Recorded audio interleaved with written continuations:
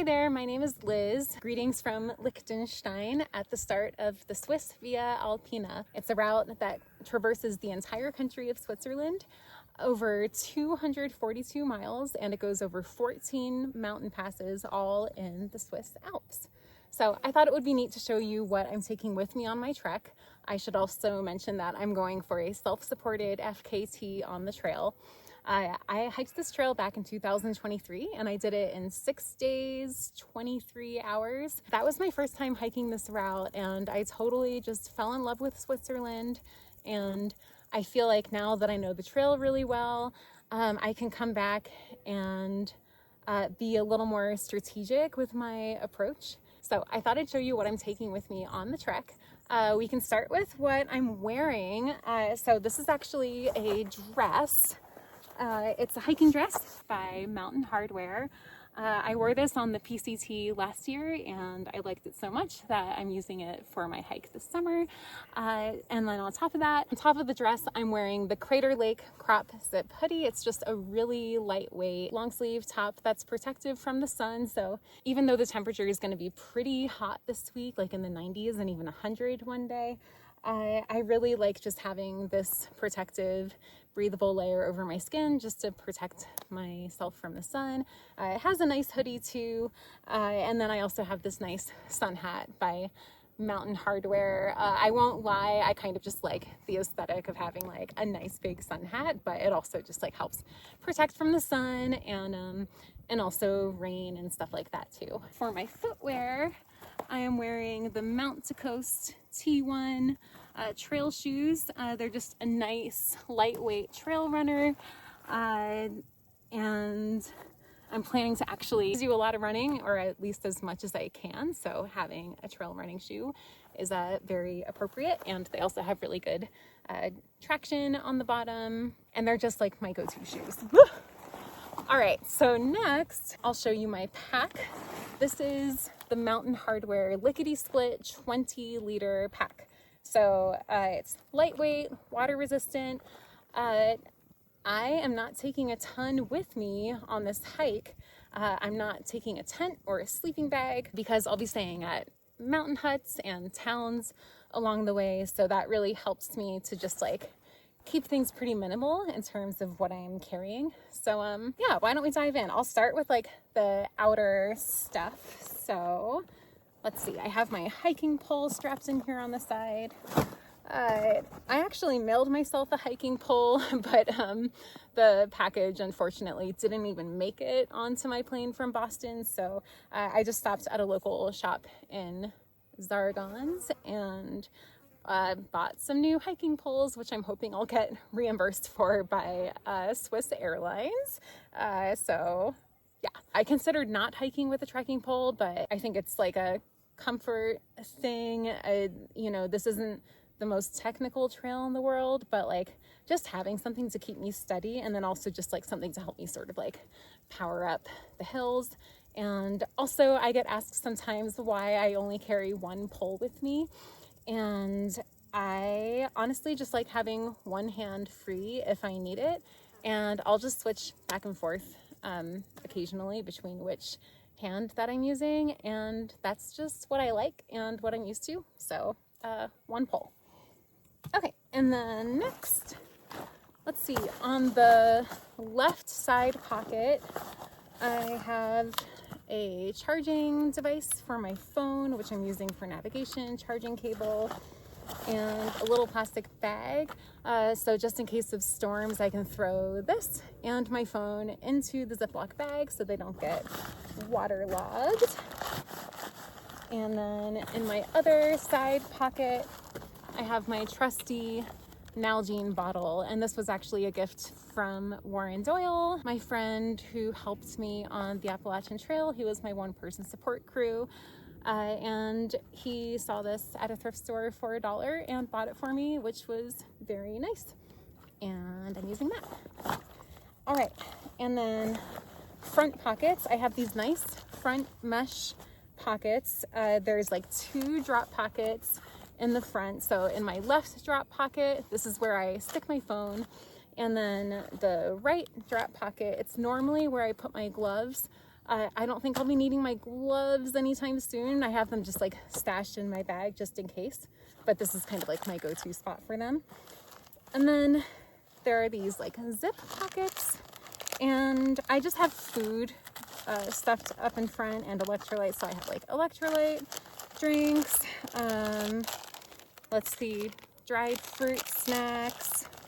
I have a bag of Skittles. That's actually left over from my recent trip in Scotland. I have a goo Roctane.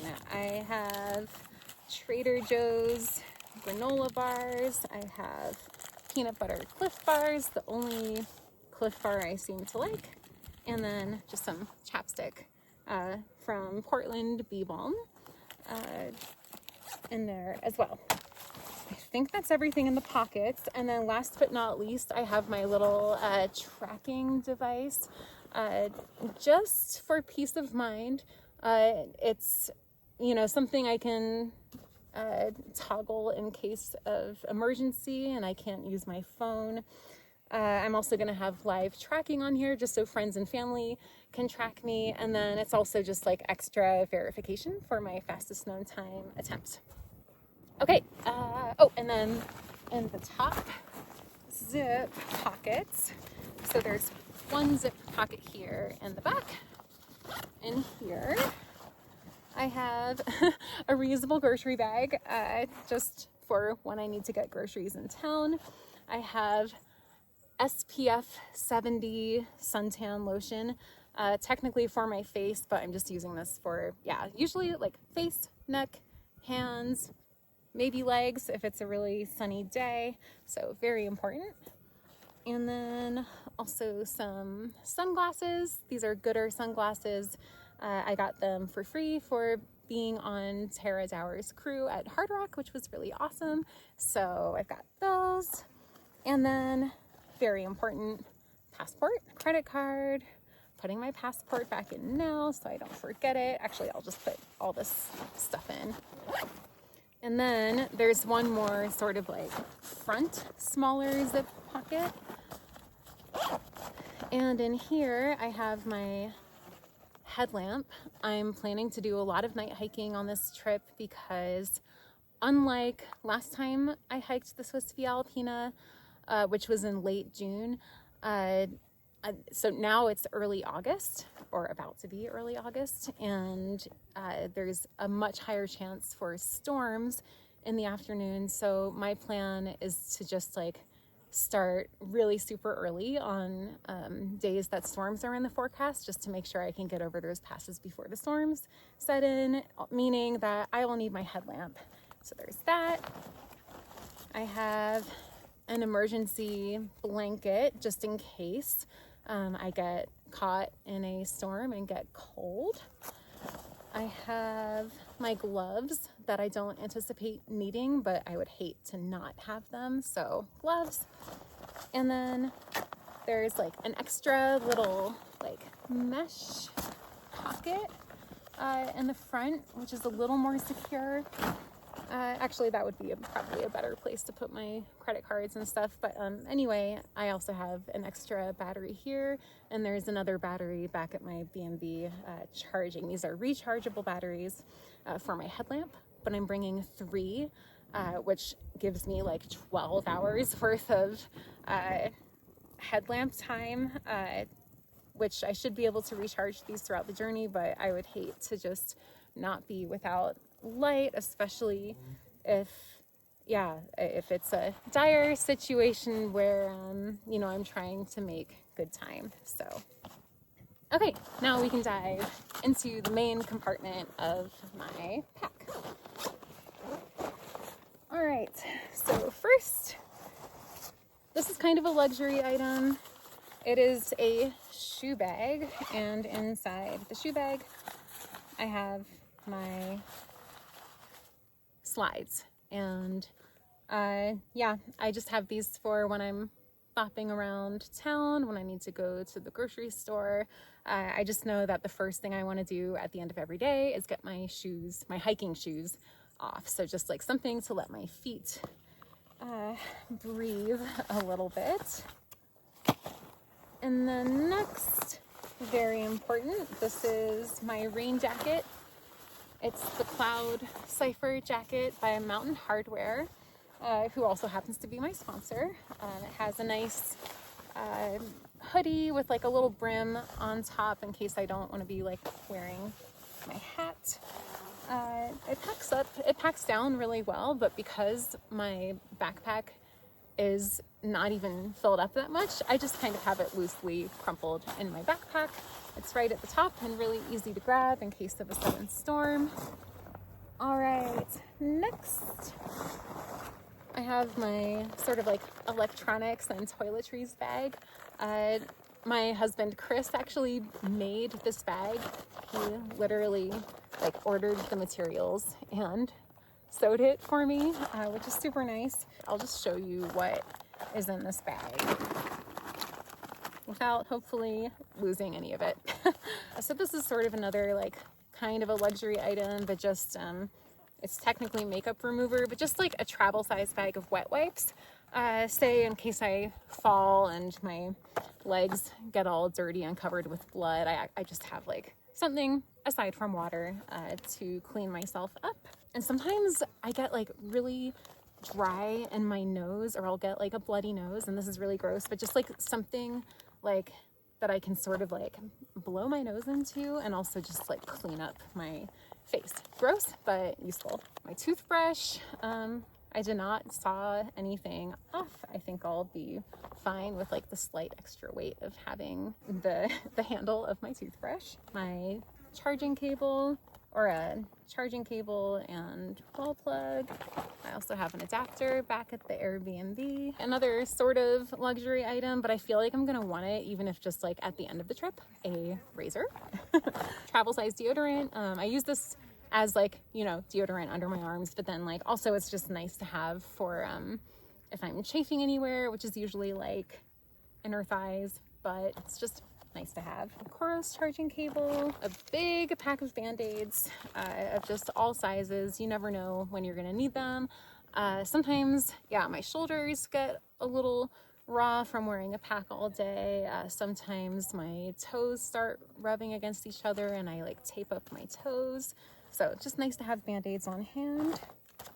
Hairbrush, probably don't need it, but I like having it. And same with dental floss. Like, again, it bothers me when I get stuff on my teeth and I just like to have it. Toothpaste, another Ziploc full of just like a bunch of little like odds and ends, but things I might like to have. Earplugs, antiseptic cleansing wipe for any wounds, ibuprofen, just in case, triple antibiotic, again, just in case. Nail clipper. I don't really anticipate needing to clip my nails, but it's even just like if I have a pesky callus or dead skin or something, I just need something sharp. It's just nice to have. Daily contacts, Q-tips. I have a lot of luxury items, but you know what? They hardly weigh anything, and I like to be able to clean my ears. This little like mini thing of Leuko tape. This is just like really sticky, non-stretchy tape that I can put over my band-aids just to keep them in place. And then it's sort of like duct tape. It has like all kinds of uses. You never know. So it's just, I just have this just in case. And then lastly, melatonin. Okay, that is it for my my knick-knack bag made by Chris. So this is my Apparel bag, which also functions as a pillow, also made by Chris, and he asked me which color I would like, and I asked for blue, and he made it happen. Okay, so I'll just show you what other apparel I'm bringing besides what I'm wearing. Okay, so first I have the Mountain Hardwear Air Mesh hoodie. It's just a really nice, lightweight, breathable, just like fleecy layer that feels cozy, while also like not taking up too much room in my bag or weighing too much. So yeah, just like a nice fleecy layer. It's so hot, I feel like I won't need it, but I know that at some of those high mountain passes, it can get really cold and windy, and so it'll just be nice to have an extra layer if I need it. So that's extra pair of underwear. I debated bringing pants, and I'm actually not going to bring pants. I have plenty of layers to keep me warm up top. And yeah, so I'm not bringing pants, but I'm bringing a pair of shorts. This will just be what I wear in town, what I sleep in. If I get like really bad chafing in my legs, I can at least throw these on under my dress if I need it. Hopefully I won't need that, but just, but yeah, so these are like my town bottoms essentially. And then this is actually the same top that I'm currently wearing. It doesn't have a hood. It's the Crater Lake top, just like a nice lightweight base layer. I'm planning to keep this as like my clean town shirt, but it's also just a nice extra layer to have if I need to like layer up in cold weather. Hello. Then I have my clean town bra, pair of hiking socks, and then one pair of town socks that I will wear with my sandals for the lovely sock and sandal combo in town. All right, I'm gonna put all of this back.